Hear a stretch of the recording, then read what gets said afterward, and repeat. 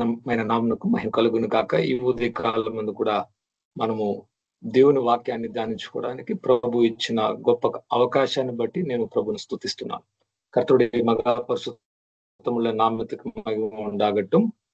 இந்த நாளில் கூட நாம் கர்த்தருடைய வசனத்தை தியானிக்க தேவன் கொடுக்கிற கிருபைக்காக கர்த்தரை స్తోత్రిக்கிறேன். మనము ప్రతిరోజు యేసయ్యలో నిలబడుకుంటున్నాము అంటే దేవుని కృప ఒకటే. நாம் అనుదినமும் கிறிஸ்துக்குள்ளாக நிற்கிறோம் என்றால் அது கர்த்தருடைய கிருபையே. మనము క్రీస్తులో లేకుండా పడిపోవడానికి అనేక మార్గాలు ఉన్నాయి, కానీ మనం దేవుణ్ణి నిలబడుకోవడానికి ఒక్క మార్గమే యేసుక్రీస్తు ప్రభు ఒక్కడే. நாம் கர்த்தரை விட்டு விலகி போறதுக்கு எக்கச்சக்கமான வழி இருக்கு, ஆனா நிலைத்திருக்க, அவருக்குள்ள நிலைத்திருக்க ஒரு வழிதான் இருக்கு, యేసు క్రీస్తు. నిన్నటి దినంలో మనం చూసిన అదే వాక్యాన్ని మానవుని హృదయం గురించి మనం చూస్తున్నాం. ఆ వాక్యాన్ని ఇప్పుడు చూడడం మొదలు పెడదాం. நேற்று தினத்தில் நாம் பார்த்த அந்த வசனங்களை தொடர்ச்சியாக நாம் இன்னும் சில காரியங்களை பார்ப்போம். సో ఇప్పుడు ఒక మనిషి పుట్టినప్పుడు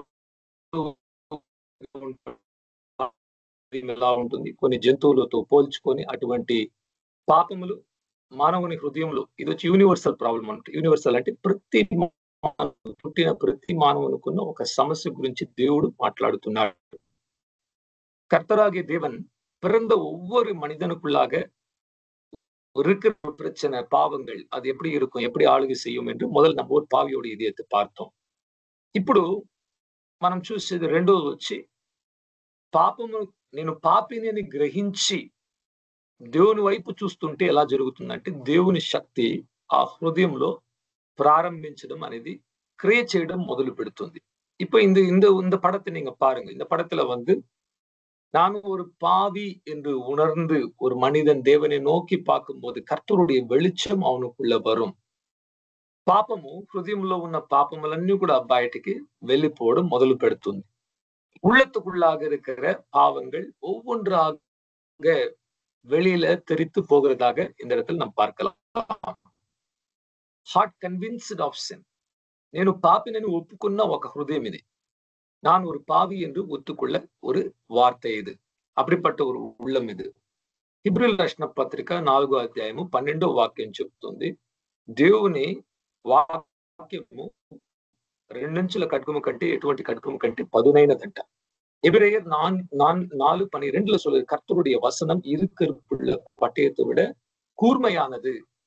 ఇక్కడ ఒక దూత ఒక ఖడ్గాన్ని పెట్టుకుంటూ వచ్చినట్లు మనం చూసామన్నమాట. ఆ ఖడ్గము దేవుని వాక్యం అనేది మనిషి హృదయంలో క్రియ చేయడం మొదలు పెట్టింది. இந்த படத்தில் நீங்க பார்த்தீங்க என்றால் ஒரு தூதன் கையில பட்டயத்தை வைத்திருக்கிற அந்த பட்டயம் கர்த்தருடைய வார்த்தையை குறிக்கிறது. அந்த வார்த்தை உள்ளத்துக்குள்ளாக கிரிய செய்ய ఆరంభించి విட்டது.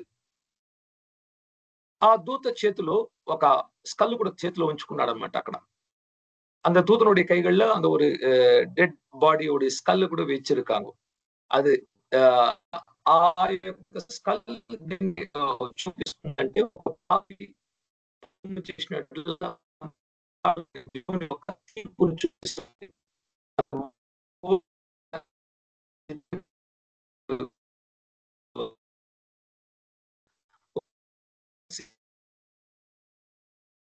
అందరం కూడా ఈ శరీరాన్ని మనం ఎంతగానో ప్రేమిస్తున్నాము, మంచి బట్టలు ధరిస్తున్నాము, దాన్ని అందంగా ఉంచుకుంటున్నాము, ఎక్కువ మనము కాపాడుతుంటే కూడా చివరిగా అది చనిపోయి కుళ్ళిపోయి పురుగులు పడుతుంది,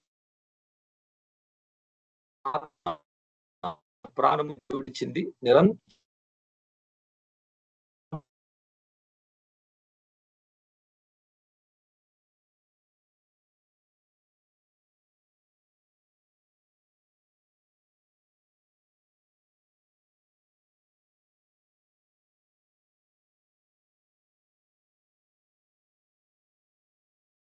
పాస్టర్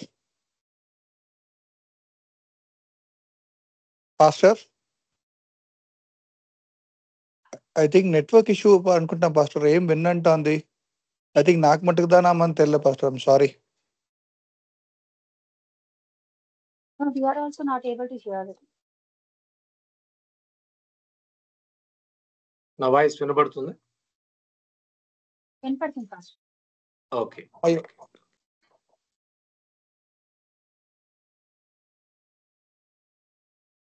ఓకే. సో మనం ఎంతగా ఈ శరీరాన్ని కాపాడుకున్నా ఒకరోజు మరణించి కుళ్ళిపోవడము, పురుగులు పెట్టడం, కానీ మన ఆత్మ అయితే దేవుని ముందు నిలబడుకొని మనం శరీరంలో చేసిన ప్రతి క్రియకు, మంచి క్రియకు, చెడు క్రియకు మనం అందరం కూడా దేవుని ముందు నిలబడుకుని ఒకరోజు తీర్పులో మనము உத்தரம் இவ்வாழ்சின ఒక పరిస్థితి అనేది ఉందన్నమాట. நம்ம எல்லோரும் இந்த சரீரத்துல வாழ்ந்து மறித்து நம்மளுடைய சரீரம் புழு புழுத்தாலும் நம்மளுடைய ஆவி ஆத்மா தேவனுக்கு முன்பாக நின்று கொண்டு நம்மளுடைய சரீரத்துல செய்த நன்மையும் தீமையுமான காரியத்துக்கு நாம் కణకు கொடுக்க வேண்டியதாக இருக்கிறது. ఒక పాపి తన హృదయాన్ని తెరిచి ఎప్పుడు దేవుని వైపు చూసినప్పుడు పరిశుద్ధాత్మ శక్తి వెలుగు ఆ హృదయంలో ఆ వెలుతురు అనేది రావడం మొదలు పెడుతుంది. ஒரு பாவி மனம் திரும்பும் போது பாருங்க, பரிசுத்த ஆவியானுடைய ஒளி அந்த படத்துல பாத்தீங்கன்னா அப்படியே அவனுடைய உள்ளத்துக்குள்ளாக వర ఆరంభిக்குது. మనం ఎంతగా ప్రయత్నించిన ఈరోజు చూడండి, క్రైస్తవులైన మనలో ఉన్న పెద్ద సమస్య ఏంటంటే పాపాన్ని జయించడానికి మనం పోరాడుతున్నాం. పోరాడి ఏం జరుగుతుంది? చివరికి మనం ఓడిపోతున్నాం. పాపము జయిస్తున్నది మనల్ని. இன்றைக்கு கிறிஸ்தவர்களாக இருக்கிற நமக்குள்ள இருக்கிற பெரிய பிரச்சனை, பாவத்தை ஏதோ நம்மளுடைய பலத்தினால ஒரு வில் பவர்னால ஜெயித்து விடணும்னு நினைக்கிறோம். ஆனா நம்ம கடைசியில தோல்வி அடைகிறோம். ఏ ఒక్క వ్యక్తి కూడా, నేనైనా మీరైనా ఎంత పెద్ద వ్యక్తి అంటే కూడా వాళ్ళు నిర్ణయించుకోవడం ద్వారా దేవునికి సహకరించచ్చే గాని పాపాన్ని హృదయం నుంచి వెళ్ళగొట్టడం అసాధ్యము. దేవుడు ఒక్కడే, యేసుక్రీస్తు అనే ఒక నిజమైన దేవుడు. ఆయన యొక్క వెలుగు వచ్చినప్పుడే చీకటి అనేది వెళ్ళిపోతుంది. యోహాను సువార్త 8వ అధ్యాయం 12వ వచనం. யோவான் 8:12 சொல்லுது, இயேசு என்கிற மெய்யான ஒளி நமக்குள்ள வரும்போதுதான் இருள் நம்மை விட்டு போகும். நாம் என்ன பண்ணுகிறோம்? நம்மளுடைய முயற்சிகளை செய்து எப்படியாவது பாவத்தை ஜெயித்து விடும் நம்மளுடைய எஃபர்ட்ஸ், நம்மளுடைய முயற்சி நம்ம போட்டு పోరాడుகிறோம். ஆனா తోల్వి అடைகிறோம். మనందరికి తెలుసు, గ్రీక్ మహారాజు, మహా గొప్ప చక్రవర్తి అలెగ్జాండర్ ద గ్రేట్. ఆ యొక్క వ్యక్తి ప్రపంచాన్నే ఆయన చిన్న వయసులో 30 సంవత్సరాలు ఉండగానే ప్రపంచాన్ని తన చేతిలో ఉంచుకున్నాడనమాట. கிரேக்க மகாராஜா அவர் அலெக்சாண்டர், அவர் உலகத்தையே ஆட்டி படைத்து ஒரு 30-33 வயதிலே அவர் முழு ఉలగத்துக்கு రాజావాగా తనుடைய కరతలు எடுத்துకొండారు. కానీ అలెగ్జాండర్కు ఒక అలవాటు ఉండేదంట, పొగ తాగే అలవాటు. దాన్ని ఎంతగానో మానుకోవాలనుకుంటే కూడా మానుకోలేకపోయాడంట. దాన్ని జయించలేకపోయాడు. తన సొంత హృదయాన్ని జయించలేక, సొంత ఆశను జయించలేక, దాన్ని వదులుకోలేక చాలా కష్టపడ్డాడు. చివరి వరకు జయించలేదు. அப்படிப்பட்ட வல்லமை நிறைந்த ஒரு ராஜா, அவர் கடைசி வரைக்கும் அவருக்கு அவர்னால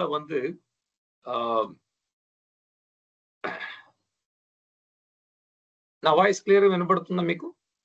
నా వాయిస్ క్లియరా இருக்கா? కట్ ఆగుదా? Okay, thank you. It's very clear pastor. Very clear. Okay. ఇప్పుడు అలెగ్జాండర్ గ్రేట్ అంత గొప్ప మహా చక్రవర్తి లోకాన్ని అందరినీ పరిపాలించాడు, కానీ తన సొంత హృదయాన్ని పరిపాలించుకోలేకపోయాడు, ఎదిరించలేకపోయాడు. పొగ తాగే అలవాటుకు చివరి వరకు బానిసగా ఉండిపోయాడు. அவ்வளவு பெரிய வல்லமை உள்ள ஒரு ராஜாவாக இருந்த அலெக்சாண்டர், அவர் முழு உலகத்தையும் ஆளுகை செய்தார். ஆனால் அவருடைய சொந்த உள்ளத்தை ஆளுகை செய்ய முடியவில்லை. సామెతల్లో ఒక వాక్యం ఇలా సొలొమోను మహాజ్ఞాని చెప్తున్నాడు, ఒక నగరాన్ని పరిపాలించే వాడి కంటే తన సొంత హృదయాన్ని పరిపాలించుకోగలిగిన వాడు பலவந்துடன்ట. நீதிமொழிகள் சாலமோன் மகஞானி இப்படி சொல்லுகிறார், ஒரு நகரத்தை ஒருவன் ஆட்டி படைக்கிறது இல்லாவிட்டு ஆளுமை செய்கிறதை பார்க்கிலும் தன்னுடைய சொந்த உள்ளத்தை ஆளுகை செய்கிறவன் బలవాన్. కానీ ఒక వ్యక్తి తన సొంత హృదయాన్ని అదుపులో ఉంచుకోవడం అనేది ఎంతవరకు సాధ్యం అంటే మానవ శక్తిలో అసాధ్యమైన విషయము. ஒரு மனிதன் தன்னுடைய உள்ளத்தை எந்த அளவுக்கு அடக்கி கொள்ள முடியும், ஆளுகை செய்ய முடியும் என்றால் அது மனிதனுடைய వల్లமையில సాధ్యమైన ஒரு కార్యం. ఒకవేళ మనం చెప్పొచ్చు, ప్రభులు లేని వాళ్ళు ఎందరో మనకంటే మంచి వాళ్ళు ఉన్నారండి, కోపం రాదు, చెడు పనులు చేయరు, తాగరు, పొగ తాగరు, ఏం చేయరు, మంచిగా ఉంటారు.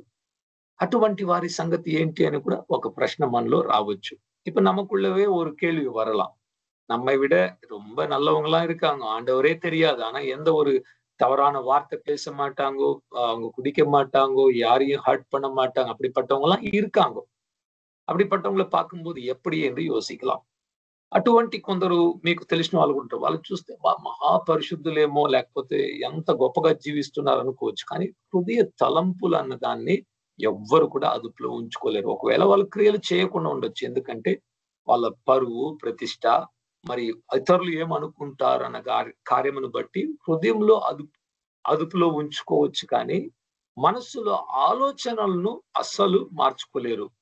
அப்படிப்பட்டவர்கள் அவர்கள் தவறு செய்யாத காரணம் மற்றவங்க எப்படி நினைப்பாங்க, சமுதாயம், குடும்பம் அத காரணத்துக்காக செய்ய மாட்டாங்க. ஆனா அவங்களுடைய உள்ளத்துல அந்த கெடுமையான ఆలోచనகளை నిశ్చయமாக మాற்ற முடியாது. మీ అనుభవంలో, నా అనుభవంలో మనకు తెలుసు. మనం ఎన్నిసార్లు అసలు పాపాన్ని జయించడానికి యుద్ధము చేసి, మనమే యుద్ధము చేసి పోరాడి చివరికి సోలిపోయి తిరిగి వచ్చేసాం. உங்களுடைய அனுபவத்துல, என்னுடைய அனுபவத்துல எத்தனை முறை நாம் பாவத்தை ஜெயிக்க நம்மளுடைய சொந்த பலத்தினால் முயற்சி செய்து யுத்தம் செய்து நாம் தோல்வி அடைந்திருக்கிறோம் என்பதை நாம் గమనికணும். మన హృదయం వచ్చి దేవుడు నివసించే ఆలయంగా ఉంచాలని కూడా. God's temple is our heart. మన హృదయమే దేవుని ఆలయం. நம்மளுடைய உள்ளம்தான் కర్తరుடைய ఆలయం. దేవుడు ప్రతి ఒక్కరి హృదయంలో జీవించాలనుకుంటున్నాడు. దాన్ని అందంగా చేయాలనుకుంటున్నాడు.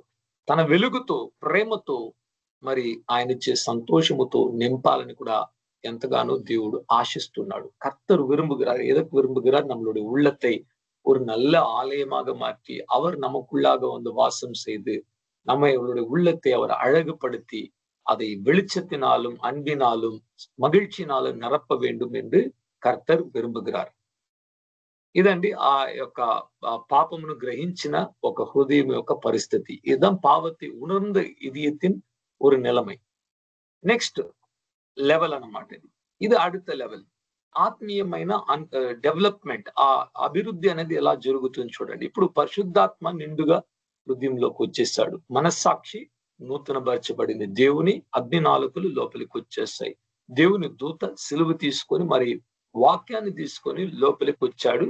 కానీ ఈ జంతువులైతే పక్కనే ఉందన్నమాట. సాతాను అక్కడే నిలబడుకుంటున్నాడు, వెళ్ళిపోవడం లేదు. இப்ப பாருங்க இந்த படத்துல என்ன நடக்குது? ஒரு உள்ளத்துக்குள்ளாக பரிசுத்த ஆவியானவர் புறாவை போல வந்து விட்டார். அவனுடைய மனசாட்சி தெளிவானது. அக்கினி நாவுகள் வந்தது. தூதன் வசனத்தையும் சிலுவையும் பிடித்துக் கொண்டு உள்ள வந்து விட்டார். ஆனாலும் சுற்றிலும் இருக்கிற அந்த விலங்கு సాతాన్ అంగేదా இருக்கிறான். దాని అర్థం ఏంటి?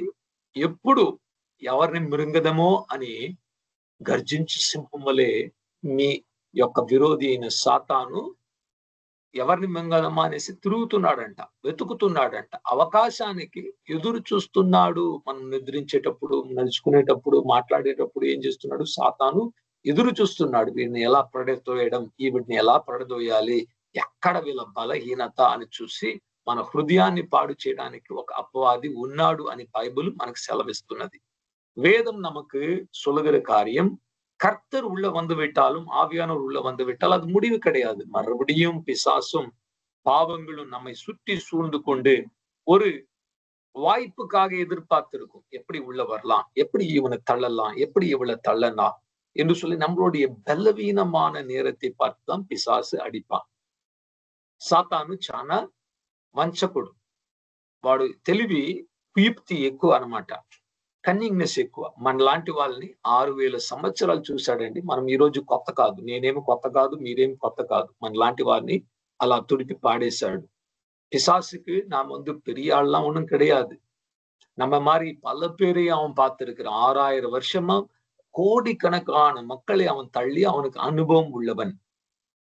ఇప్పుడు ఒకటే మార్గం జయించడానికంటే ఎప్పుడు ప్రభువును నమ్ముకొని ప్రభువా నన్ను నడిపించు, మనకంటే బలవంతుడు, సాతాను కంటే బలవంతుడు యేసయ్య మన దేవుడైన తండ్రి కనుక ఆయన్ని పట్టుకుంటేనే మనం జయించగలం. లేకపోతే ఖచ్చితంగా ఆ సెకండ్ పడిపోవచ్చు. பாருங்க, நம்மை விட பலவான் பிசாசை விட, நம்மை விட பலவானாக இருக்கிறவர், பிசாசை விட பலவானாக இருக்கிற ஒரு நபர் என்றால் அது ஆண்டவராக இயேசு கிறிஸ்துவும் பிதாவும். அவரை நாம் பற்றி கொண்டு, நாம் சார்ந்து கொண்டு ஜெபித்து அவருடைய கிருபையை கேட்டால் தான் இந்த పిశాసை జయించ முடியும். ఇది మారు మనసు నొందిన ఒక హృదయం. పశ్చాత్తాపపడి మారు మనసు నుండి రక్షణ అనుభవంలో వచ్చిన ఒక హృదయం. இந்த உள்ளம் இந்த இதயம் ரட்சிப்பின் அனுபவம் மனம் திரும்புதலின் அனுபவத்துக்குள்ளாக வந்த ஒரு இதயத்தின் நிலைமை.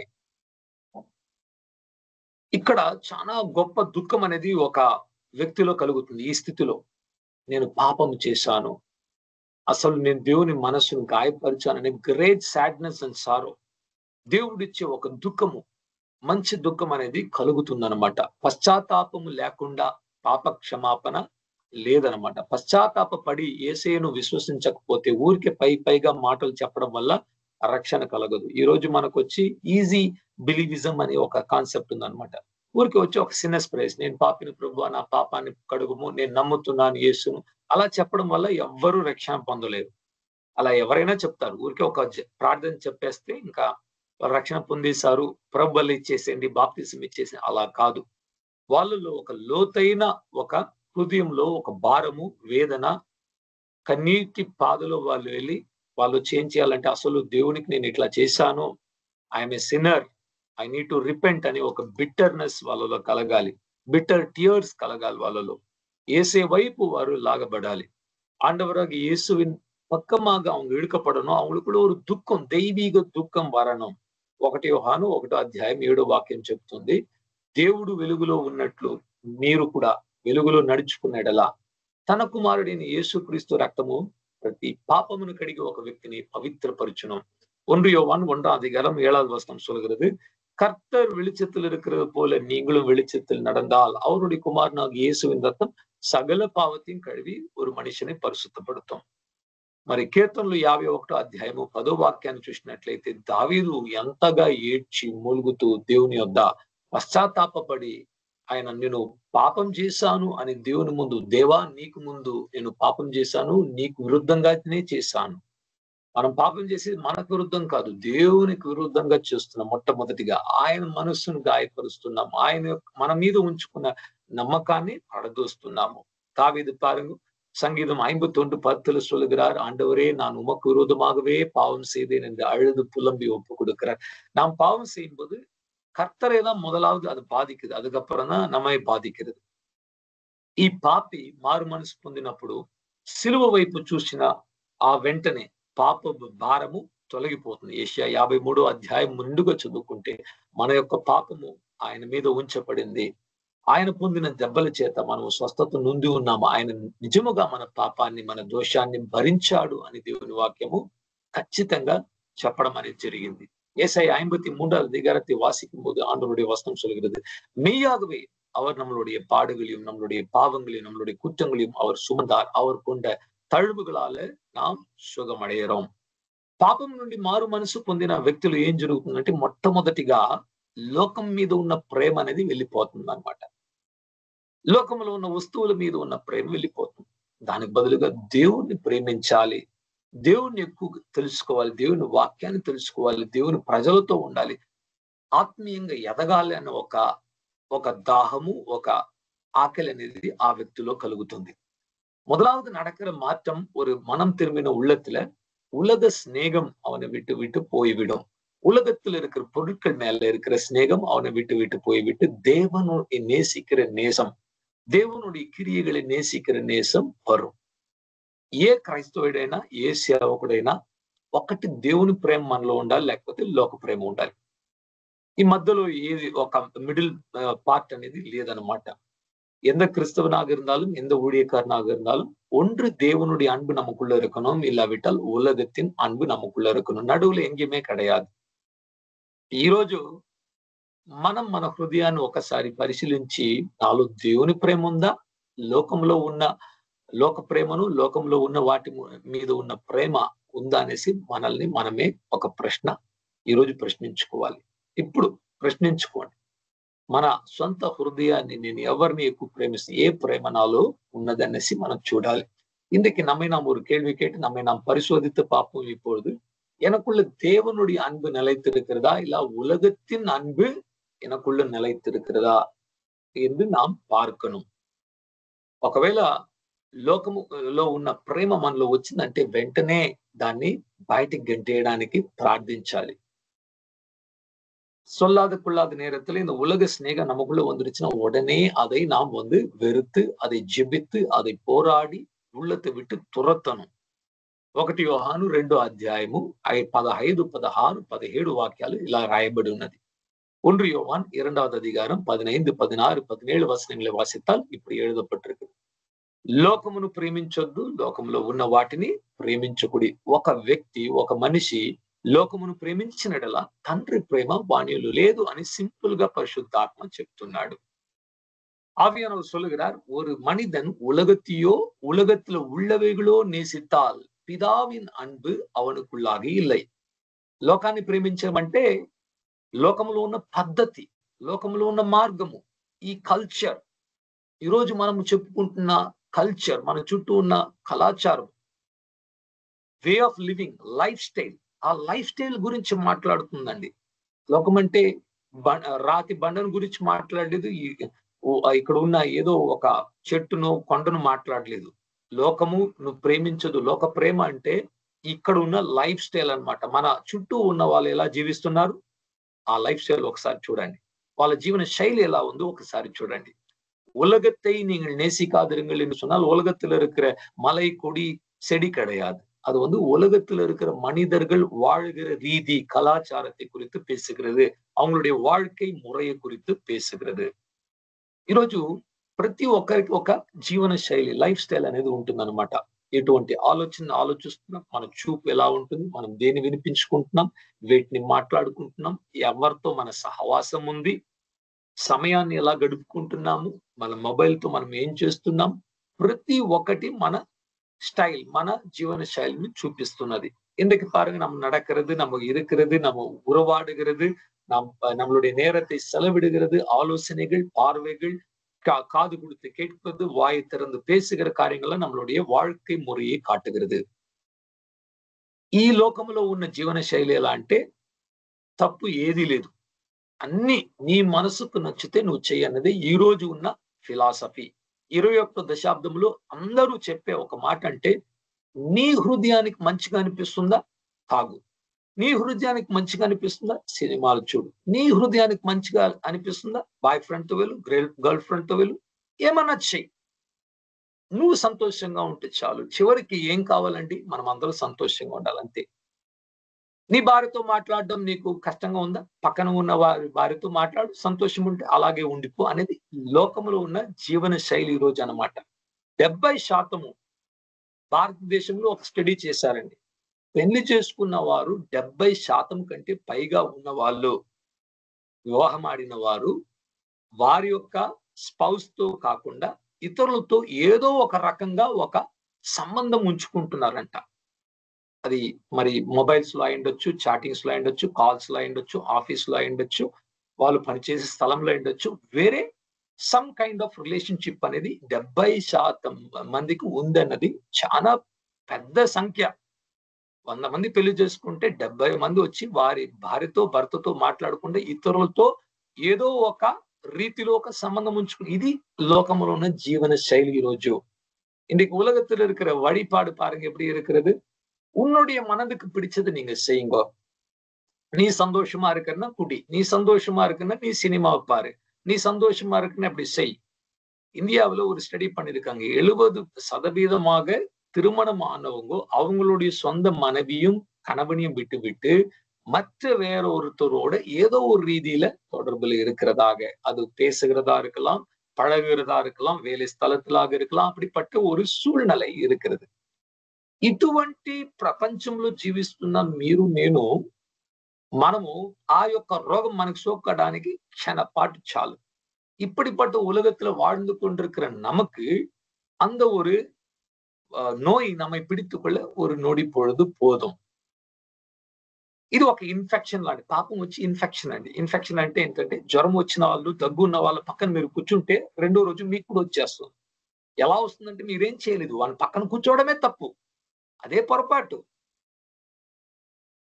இன்றைக்கு பாருங்க, இன்ஃபெக்ஷன் எப்படி பரவுது, ஒருத்தர்கிட்ட இருந்து ஒருத்தர் கிருமி, நம்ம எதுவும் தப்பு செய்யல, ஒரு கிருமி உள்ளவனுடைய பக்கத்துல போய் உட்கார்ந்தாவே அந்த கிருమి நம்மை ఒట్టికొల్వదు.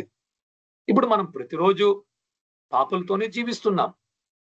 మనం పనిచేసే స్థలంలో అయినా, చదువుకున్న స్థలంలో అయినా, బయటకు వెళ్తుంటే పాపం చేసేవారు, చెడు మాటలు మాట్లాడేవారు, దూషించేవారు, శపించేవారు, శారీర ఆశలకు తమ హృదయాన్ని, శారీరాన్ని అప్పగించుకున్న అటువంటి పాపులతోనే మనం జీవిస్తున్నాము. దేవుడు ఇక్కడే ఉండమన్నాడు.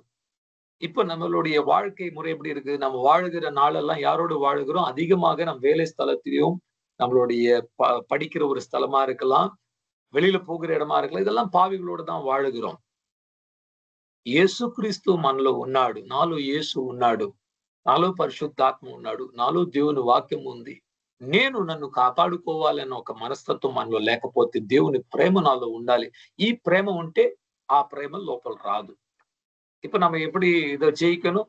ஒரே ஒரு வழிதான். இயேசு எனக்குள்ள இருக்கிறார், தேவனுடைய வார்த்தை எனக்குள்ள இருக்குது, பரிசுத்த ஆவியானவர் எனக்குள்ள இருக்கிறாரு, நான் செபிக்கிறேன் என்று சொல்லி தேவ அன்பு நமக்குள்ள வந்துருச்சுன்னா இந்த உலகத்தின் அன்பு நமக்குள்ள வராது. ఈ లోకములో ఉన్నవంతా కూడా ఇవే అంట.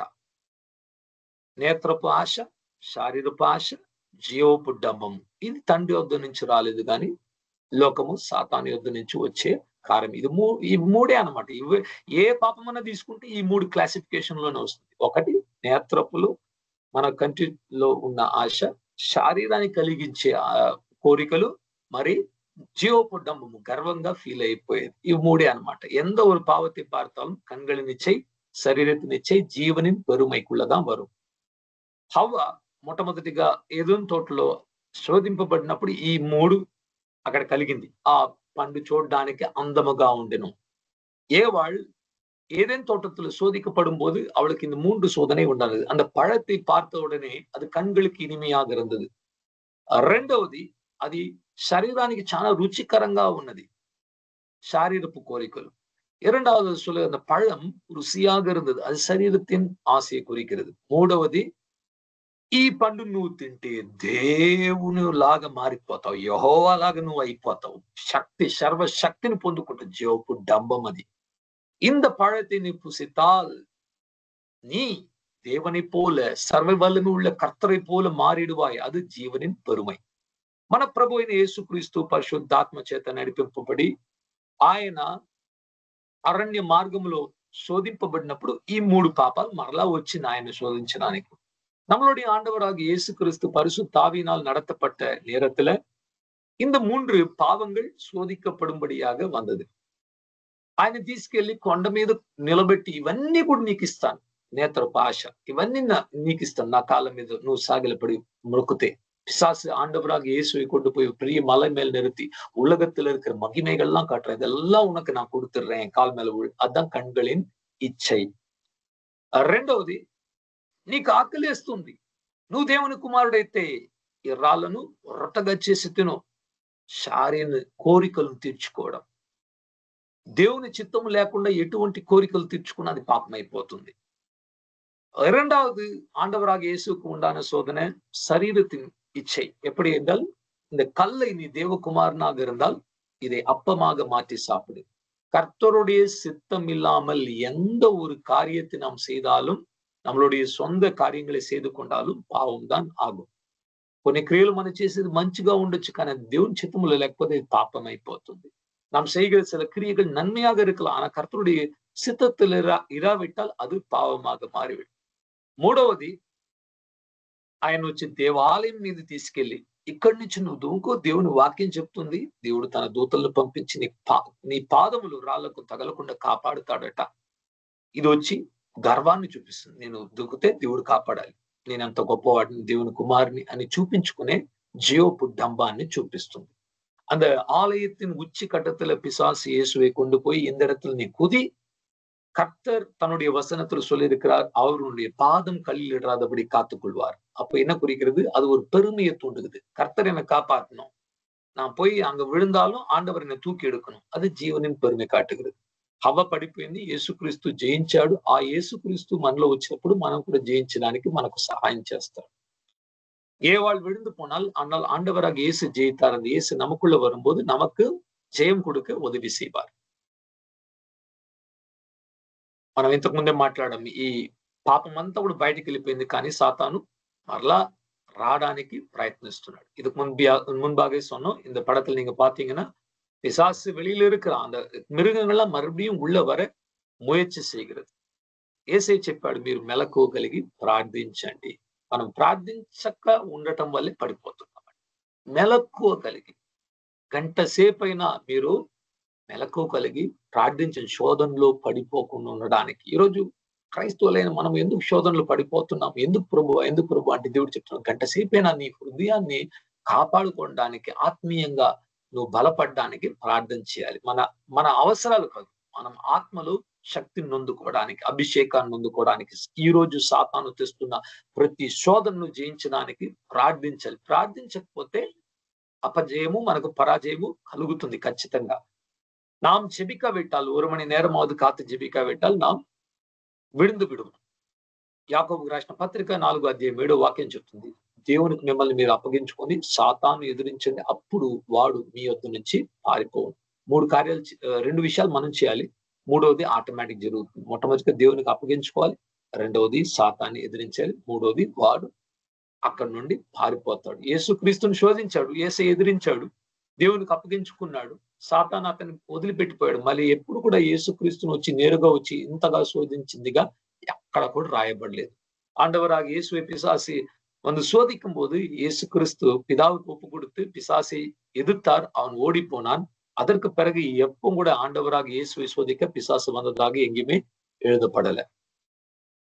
చివరిగా ఈ ఒక్క కార్యాన్ని మనం చూసి, ఈ ఒక్క పటంలో ఉన్న పాఠాన్ని మనం చదువుకున్న తర్వాత రేపటి దినమందు మిగిలిన కార్యాన్ని చూద్దాం. இந்த ஒரு படத்துல இருக்கிற இந்த ஒரு பாடத்தை நாம் కట్టుకొంటూ మిచ్చமாக இருக்கிறது அடுத்த நாள் பார்ப்போம். ఈ హృదయం చూడండి, చాలా అందంగా ఉంది కదా, ముఖం కూడా చాలా తేజస్సుగా మారిపోయింది. இந்த உள்ளம் பாருங்க எவ்வளவு అழగా இருக்குது, ముఖం வந்து అழగా మారివిట్టదు. చూస్తుంటే నాకు ఆశ కలుగుతుంది, ఎప్పుడు నా హృదయం ఇలాగే ఉండాలి, మన హృదయం ఎప్పుడు ఇలాగే ఉండాలి, ఎంత బాగుంటుందన్న ఒక మనసులో ఒక భావన, ఒక ఆలోచన నాకు కలుగుతుంది. இந்த படத்தை பார்க்கும்போது எனக்குள்ள ஒரு ஆசை உண்டாகுது, எப்பவுமே நம்மளுடைய உள்ளம் இப்படியே இருந்தா எவ்வளவு நல்லமா இருக்கும்.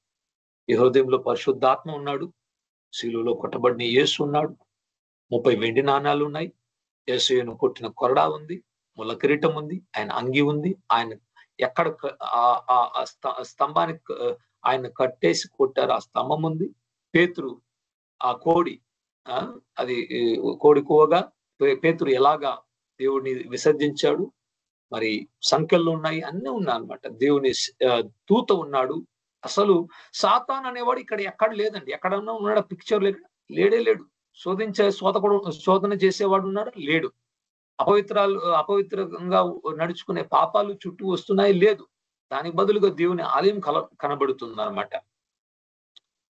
ఈ అనుభవము, ఇటువంటి హృదయము క్రీస్తుతో మరణించిన ఒక వ్యక్తి యొక్క ఆత్మీయమైన స్థితి. నేను పూర్తిగా మరణించాను, ఇక నేను కాదు, నాలో క్రీస్తునే నివసిస్తున్నాడు. గలతీయులు రాసిన పత్రిక 2:20 వాక్యం.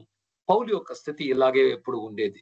నేను క్రీస్తుతో మరణించాను, ఈ లోకానికి నేను చనిపోయాను, లోకం నాకు చనిపోయింది, సిలువలో కొట్టబడ్డాను, ఈ లోకంలో నాకు ఏది లేదు, సమస్తాన్ని వదులుకున్నాను, నాకు సంబంధం లేదు, పాపంతో సంబంధం లేదు అని చెప్పాడు పౌలు சொல்லுகிறார்.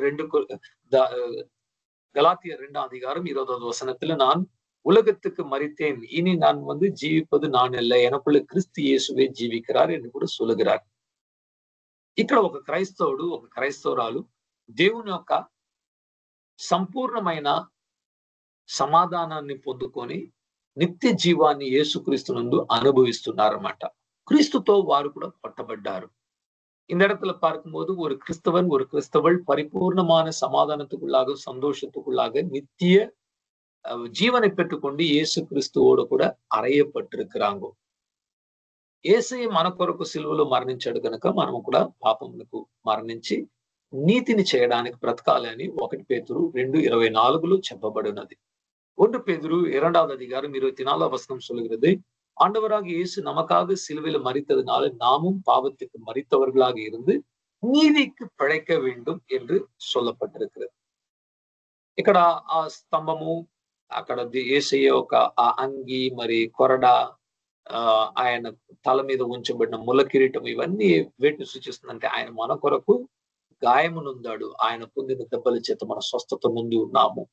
இந்த படத்துல காண்பித்திருக்கிற அந்த கொரடா, முள் கிரீடம், அங்கி எல்லாம் எதை காட்டுகிறது என்றால், இயேசு நமக்காக அவர் சிலுவையில மரித்தார், அவர் கொண்ட காயங்களால நாம் சுகமாகிறோம் என்று சொல்லப்பட்டிருக்கிறது.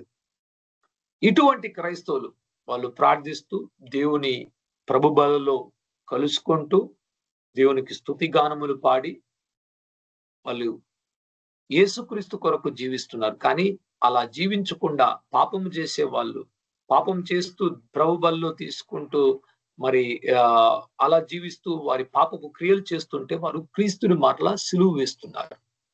ஒரு உண்மையான கிறிஸ்தவன் அடிக்கப்பட்டு அவன் கர்த்தருக்கு உண்மையா இருப்பான். ஆனா பாவம் செய்து துணிகரமா இருந்து கர்த்தருடைய மேசையில பெறுகிறது, துதிக்கிறது, ஜெபிக்கிறது எல்லாம் செஞ்சாங்கன்னா அவங்க இயேசு கிறிஸ்துவ மறுபடியும் సిలువలో అరేగిరాர்கள்.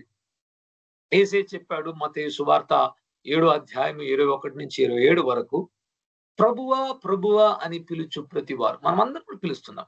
మనకు ఒక డేంజర్ ఉందండి, మనకు ఒక పెద్ద ఆపద ఉంది. మనల్ని మనం మోసపరుచుకోకూడదు. ప్రభువా ప్రభువా, యేసయ్యా యేసయ్యా నేను ప్రేమిస్తున్నా అంత చెప్పడంతో ఏం జరిగిపోదంట. நம்ம எல்லோருக்கும் ஒரு பெரிய ஆபத்து இருக்குது. மத்தேயு 7ஆம் அதிகாரம் 21வது வசனத்திலிருந்து 27வது வசனம் வரை காண்ட சொல்ல, కర్తావే కర్తావే என்று கூப்பிடுகிற ఎల్లోరుకు ஒரு పెரிய ఆపత్తు இருக்குது. కారణం ఏంటంటే ప్రభువా ప్రభువా అని పిలుచు ప్రతి ఒక్కరూ పరలోక రాజ్యంలో ప్రవేశించరు. கர்த்தாவே கர்த்தாவே என்று கூப்பிடுகிற எல்லோரும் పరలోక రాజ్యத்துக்குள்ள పోయిడ మాటాంగ. అప్పుడు మనం ఏం నేర్చుకోవాలి? ప్రభువా ప్రభువా అని ప్రసంగం చేస్తుంటే నేను పరలోకానికి వెళ్ళిపోను. ప్రభువా ప్రభువా అని పాటలు పాడేవాళ్ళు, ఆరాధన చేసేవాళ్ళు పరలోకానికి వెళ్ళిపోరు. ప్రభువా ప్రభువా అని స్వస్థతలు చేసేవాళ్ళు పరలోకానికి వెళ్ళిపోలేరు. మరి ప్రభువా ప్రభువా అని చెప్పుకుంటూ అందరికి మంచోడుగా ఉండి దాన ధర్మాలు చేసేవాడు పరలోకానికి వెళ్ళలేడు. இன்னைக்கு கர்த்தாவே கர்த்தாவே என்று சொல்லி கொண்டு ஜெபிக்கிறோம், பரலோகத்துக்கு போயிட முடியாது. கர்த்தாவே கர்த்தாவே என்று சொல்லி பிரசங்கம் பண்றோம், என்ன மாதிரி பிரசங்கம் பண்றோம், பரலோகத்துக்கு போயிட முடியாது. கர்த்தாவே கர்த்தாவே என்று சுகங்களை அழித்து பிசாசுகளை துரத்துகிறவங்க పరలోకத்துக்கு పోగ முடியாதான். యేసుక్రీస్తు నామమును పిలవడము, ప్రార్థించడము, ప్రసంగాలు చేయడము, సేవ చేయడం ద్వారా మనం అందరం అనుకునేది ఫీలింగ్ అంటే ఇవన్నీ చేసేస్తే వెళ్ళిపోతాం. కానీ అట్లా కాదు. நமக்குள்ள இருக்கிற உணர்வு என்னவென்றால் ஆண்டவரே ஆண்டவரேன்னு கூப்பிட்டுக்கிட்டு இருந்தா போயிடலாம்னு சொல்லி. அப்படி கிடையாது. ప్రభువా ప్రభు అని పిలుచు ప్రతి వారు పరలోక రాజ్యంలో రారు. కానీ ఎవరు పరలోక రాజ్యం వస్తారు? నా తండ్రి చిత్తాన్ని ఎవరు పూర్తీకరిస్తారో, ఎవరు చేస్తారో, only those who do what my father in heaven wants them to do. మీరు నేను ఏం చేయాలని పరలోకమునందు ఉన్న తండ్రి కోరుకుంటున్నాడో ఆయన చిత్తాన్ని నెరవేర్చే వారే పరలోక రాజ్యంలో రాగలరు. பிதாவு ஆண்டவரே ஆண்டவரே என்று கூப்பிடுகிற எல்லோரும் பரலோகத்துக்கு வர மாட்டாங்க. யாரு பரலோகத்துக்குள்ள வருவாங்க? பரலோகத்துல இருக்கிற பிதாவின் சித்தம், அவருடைய விருப்பம் என்னுடைய வாழ்க்கையில என்ன இருக்கிறதோ அதை செய்யும் போதுதான் நம்ம பரலோக రాజ్యத்துக்குள்ள ప్రవేశిக்க முடியும் என்று சொல்லப்பட்டிருக்கிறது. తండ్రి యొక్క చిత్తము, దేవుని చిత్తం మనమందరం పరిశుద్ధులుగా జీవించాలి. పరిశుద్ధం లేకుండా దేవుడిని ఎవ్వరు చూడలేరు. హృదయంలో శుద్ధి కలిగిన వారు ధన్యులు, వారు దేవుని దర్శిస్తారు. ஆண்டவருடைய வசனம் சொல்கிறது, தேவனுடைய பிதாவின் சித்தம் நாம் பரிசுத்தர்களாக இருக்க. பரிசுத்தம் இல்லாமல் ஒருவனும் தேவனை தரிசிக்க முடியாது. இதயத்தில் சுத்தம் உள்ளவன் பாக்கியவான், அவன் தேவனை பார்ப்பான், தேவனை தரிசிப்பான் என்று వచనం சொல்கிறது. దేవుని చిత్తాన్ని మొట్టమొదటిగా ఒక క్రైస్తవుడు, ఒక క్రైస్తవురాలు ఎరగాలన్నమాట. ఎరగకపోతే చేయలేము. முதலாவது ஒரு கிறிஸ்தவளாக இருந்தால் தேவனுடைய சித்தம் என்னுடைய வாழ்க்கையில என்ன என்று தெரிந்து కొள்ளணும். ఇప్పుడు ఉదాహరణకు నేను పని చేస్తున్నాను అనుకోండి, ఇప్పుడు అలాగే చేస్తున్నాను. దేవుని చిత్తము మరి సంపూర్ణ సేవ చేయాలని ఒక స్థితి వచ్చినప్పుడు చేయాలన్నమాట. అప్పుడు చేయకుండా ఉంటే తండ్రి చిత్తాన్ని చేయలేదని అర్థం అన్నమాట.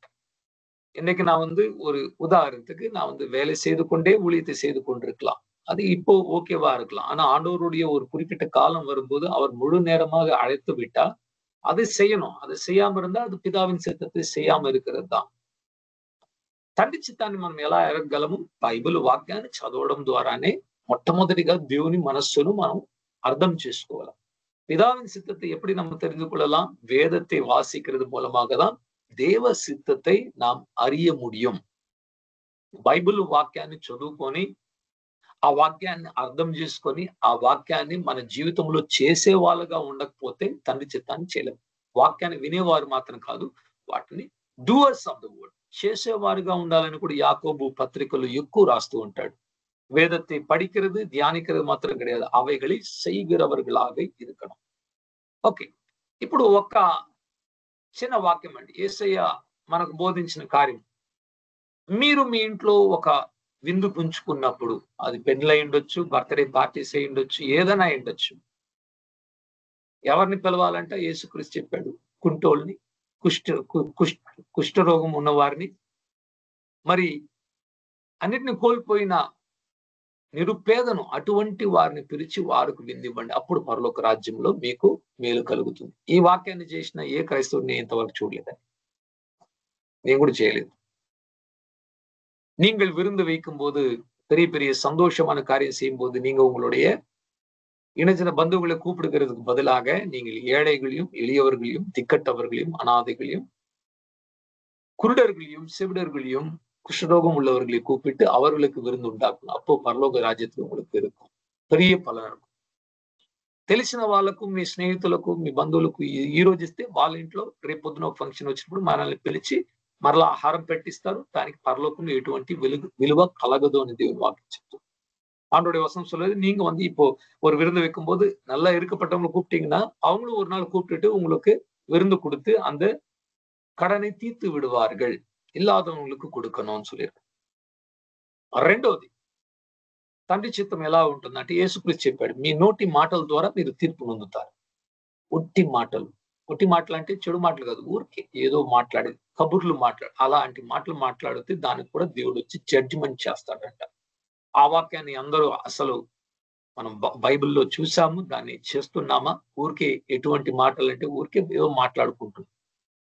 అటువంటి మాటలు, వ్యర్థమైన మాటలు మన నోటి నుంచి వస్తున్నదా? எனக்கு பாருங்க, ஆண்டவராக இயேசு சொன்னார், பிதாவின் சித்தம் எப்படி இருக்குன்னா, நீங்க வந்து வீணான வார்த்தைகளை பேசணும். வீணான வார்த்தைகளை பேசிங்கன்னா நியாயத்திற்கப்படுவீங்க. அது தவறானது ஒண்ணும் இல்லை, வீணானது. Without any value, if you speak any words to anyone which doesn't add value and quality, God will judge it.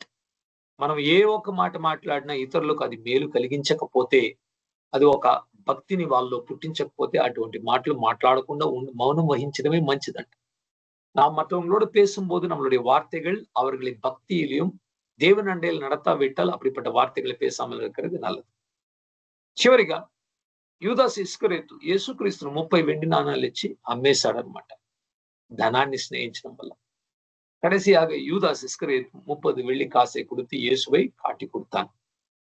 ఆ రోజు రాత్రి యేసుక్రీస్తు పట్టబడిన రాత్రి ఆయన్ని చంకెళ్లతో కట్టి, ఆ సైన్యంలో ఉన్న వారంతా ఆయన్ని కొట్టి ఆయన శరీరాన్ని పాడు చేసి, చివరికి ఆయన వేసుకున్న ఆ దుస్తి, ఆ బట్ట అన్నమాట, ఆ యొక్క అంగీని కూడా వారు జూదమాడి మరి ఎవరికి వస్తుందనేసి ఒకరు తీసుకునేసారు అనమాట. ప్రతిదీ యేసుక్రీస్తు నుంచి ప్రతిదీ ఈ లోకం లాగేసింది. ఆయన ఇచ్చిన అద్భుతాలు, ఆయన ఇచ్చిన స్వస్థతలు, ఆయన ఇచ్చిన రొట్టె, ద్రాక్షారసము, మరి చివరికి తన రక్తము, శరీరం మీద కట్టుకున్న ఆ యొక్క అంగీని కూడా ఈ లోకము తీసేసుకుంది. ஆண்டவராக இயேசு கிட்ட இருந்து இந்த உலகம் அவர் வாழ்ந்த நாட்கள்ல அற்புதங்களை வாங்கி கொண்டாங்க, சுகங்களை வாங்கி கொண்டாங்க, விடுதலைகளை வாங்கி கொண்டாங்க, திராட்சை ரசத்தை வாங்கி கொண்டாங்க, ரொட்டியை வாங்கி கொண்டாங்க, எல்லாமே மன்னிப்பை வாங்கி கொண்டு எல்லாமே வாங்கி விட்டாங்க. அவர்கிட்ட இருந்து உறிஞ்சிட்டாங்க. கடைசி அவர் போட்டிருந்த அங்கேயே கூட அவர் பேர் மேல அவங்க வந்து அந்த சோல்ஜர்ஸ் அவங்க வந்து போட்டு எடுத்துக்கிட்டாங்க. They took everything from Jesus, but himself they rejected, saying, we don't want this man to be our king. ఈ సారాంశం ఏంటంటే యేసు యొద్ద నుంచి అన్నిటిని తీసుకున్నారంట, ఆయన ఇచ్చిన ప్రతి ఆశీర్వాదం. కానీ యేసుక్రీస్తు మాకు వద్దు అని తిరస్కరించి, ఇతడు మా యొక్క రాజు కాడు, సిలువలో వెయ్యండి అని ప్రజలు కోరుకున్నారు. ఏ ప్రజలు? అద్భుతాన్ని పొందుకున్న ప్రజలు, స్వస్థతను పొందుకున్న ప్రజలు, విడుదలను పొందుకున్న ప్రజలు, క్షమాపణ పొందుకున్న ప్రజలు, రొట్టెలు తిన్న అదే ప్రజలు ఇప్పుడు యేసును సిలువ వేయండి అని కూడా చెప్తున్నారు. கடைசியாக நாம் பார்க்கும்போது இயேசுவை அவர்கள் எல்லா வசதிகளையும் அவர்கிட்ட இருந்து பெற்றுக்கிட்டு அவரை கர்த்தராக ஏற்றுக்கொள்ளாம அவரை சிலுவை போடுங்கள் என்று கூட அவர்கள் சொன்னாங்க. ఈ ఉదయ కాలం ముందు కూడా మనము Are you ashamed of Jesus Christ? మత్తయి 10వ అధ్యాయం 32-33 వాక్యం. மத்தேயு 10 32 33 வசனம் சொல்லுது, நீங்கள் இயேசுவை மற்றவங்களிடத்துல சொல்ல, அறிவிக்க, தெரிவிக்க அவருடைய సీడన్ என்று சொல்ல వెక్కப்படுகிறோమా? యేసే చెప్పాడు, ఎవడు తన సిలువను తీసుకొని నా అడుగు జాడలు నడుచుకును అతడే నా యొక్క శిష్యుడు. మత్తయి 10:38. ஆண்டவராக இயேசு சொன்னார், எவன் சிலுவை எடுத்துக்கொண்டு எனக்கு பின்பாக வருகிறானோ அவன் தான் என்னுடைய சீஷன் என்று கூட కర్తర్ சொன்னார். ఈ ఉదయకాలం ముందు ప్రేమైన దేవుని బిడ్డలారా, మనమందరం కూడా మనలో కొరతలు ఉన్నాయి. ఎవరు సంపూర్ణులు కారు. సంపూర్ణులు అయి ఉంటే దేవుడు మనల్ని పరలోకాన్ని తీసేసుకునేవాడు. இந்த அன்பானவர்களே, இந்த காலை நேரத்துல யாருமே நமக்குள்ள பரிபூர்ணமானவர்கள் கிடையாது. ஆனால் நம் பரிపూర్ణமா இருந்தா ఆండவர் நம்மளை పరలోకத்துல எடுத்துருவாరు. కానీ పరిపూర్ణత వైపు మనము సంపూర్ణత వైపు ఆశిస్తూ ప్రతిరోజు మనం ప్రయాణించాలి. మన యొక్క జర్నీ టువర్డ్స్ పర్ఫెక్షన్ అనేది ఉండాలి. Press towards perfection. Paul says I'm pressing towards perfection. పౌలు చెప్తున్నారు, అపోస్తలుడైన పౌలు, నేను సంపూర్ణత నొందుటకు నేను ప్రతిరోజు ప్రయత్నిస్తూ వెళుతున్నాను. நான் பரிபூர்ணத்தை நோக்கி అనుదినமும் ప్రయాణం செய்து கொண்டிருக்கிறேன் என்று కూడా పౌలు சொல்லுகிறார். ఈ ఉదయ కాలమందు అటువంటి సంపూర్ణతలో నేను నడుచుకోవాలి ప్రభువా అని అప్పగించుకున్నప్పుడు దేవుడు మన హృదయాన్ని కూడా ఈ రోజు ఆ పటంలో చూసినట్లు మన హృదయాన్ని కూడా దేవుడు మారుస్తాడు. దేవుని நாம் மகிமை கலுகுனு காக்க இவ்வாக்கியம் தேவடு ஆசீர்வதிச்சுனு காக்க. இன்றைக்கு நம்ம பார்த்த கடைசியா பார்த்த படத்தை போல நாம் கர்த்தருக்கு ஒப்பு கொடுத்தா அவர் நம்மளுடைய உள்ளத்தை மாத்தி விடுவார். கர்த்தருக்கே மகிமை உண்டாகட்டும். ஜெபிப்போம்.